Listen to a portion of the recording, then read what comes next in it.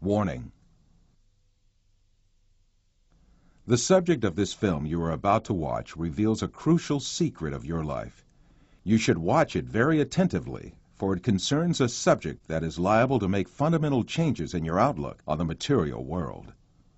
The content of this film is not just a different approach or a philosophical thought. It is a fact, which is also proven by science today.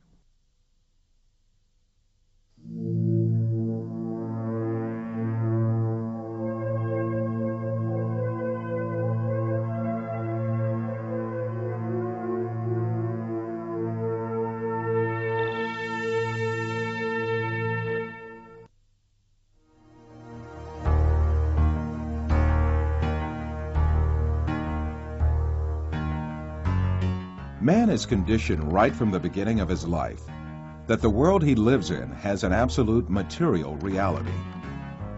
So he grows up under the effect of this conditioning and builds his entire life on this viewpoint. The findings of modern science, however, have revealed a completely different and significant reality than what is presumed.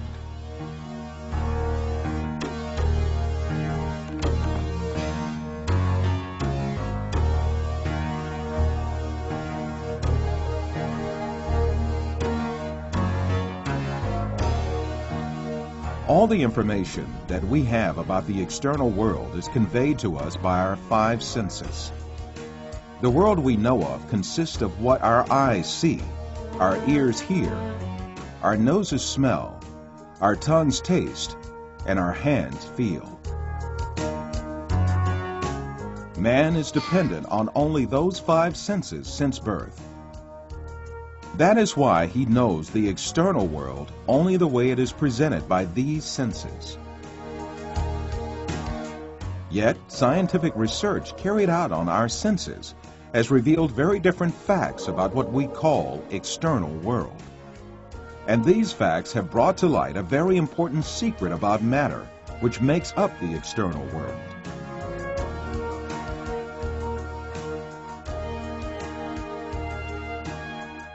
Contemporary thinker Frederick Vester explains the point that science has reached on this subject. Statements of some scientists posing that man is an image, everything experienced is temporary and deceptive, and this universe is a shadow, seems to be proven by science in our day. In order to better grasp this secret behind matter, let us be reminded of our information about our sense of sight, which provides us with the most extensive information about the external world.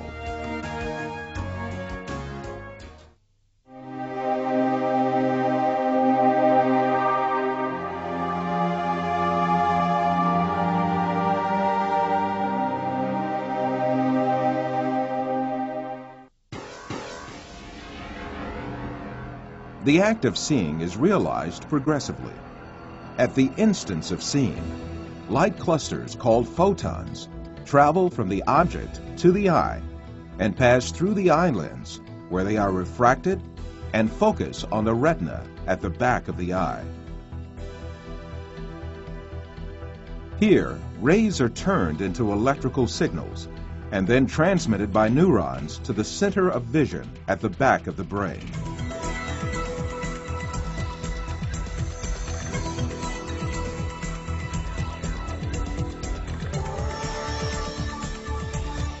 The act of seeing actually takes place in this center in the brain.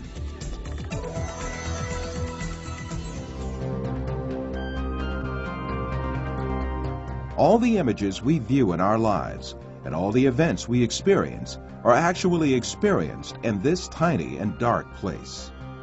Both the film you are now watching and the boundless landscape you see when you gaze at the horizon actually fit into this place of a few cubic centimeters.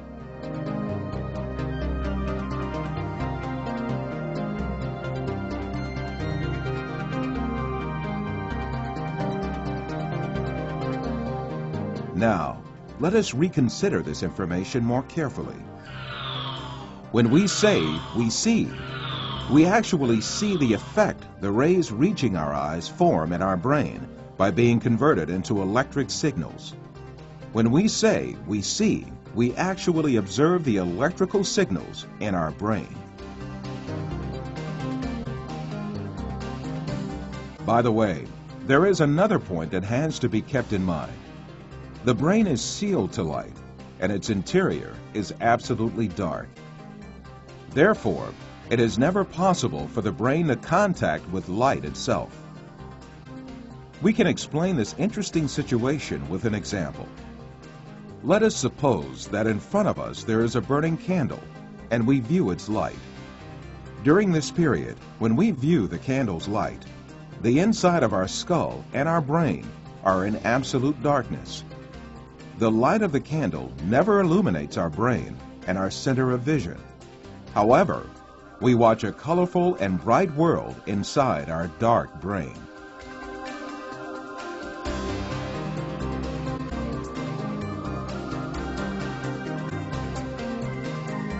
The same situation applies to all our other senses. Sound, touch, taste, and smell are all perceived in the brain as electrical signals.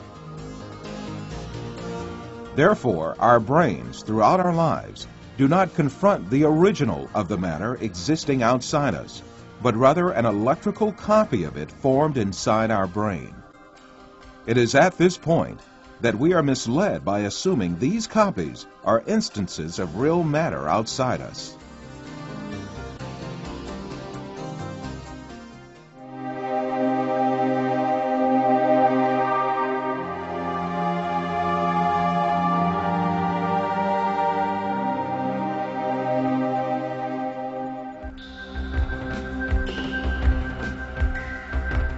These physical facts make us come to an indisputable conclusion.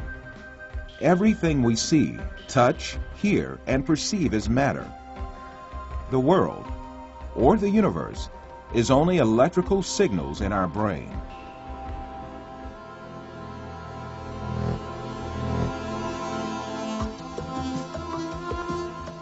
For instance, we see a bird in the external world. In reality, this bird is not in the external world, but in our brain.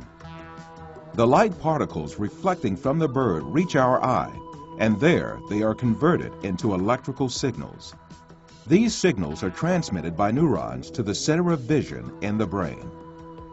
The bird we see is, in fact, the electric signals in our brain. If the sight nerves traveling to the brain were disconnected, the image of the bird would suddenly disappear. In the same manner, the bird sounds we hear are also in our brain. If the nerve traveling from the ear to the brain was disconnected, there would be no sound left.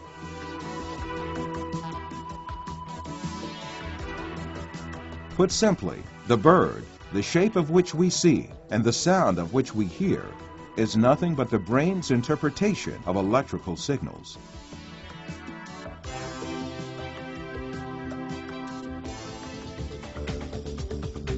Another point to be considered here is the sense of distance. For example, the distance between you and this screen is nothing but a feeling of space formed in your brain. Also, objects that seem to be very distant in one person's view are actually images clustered at one spot in the brain.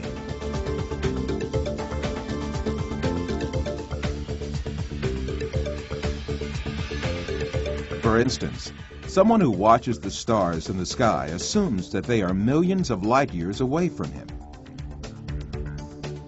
Yet the stars are right inside himself and the center of vision of his brain.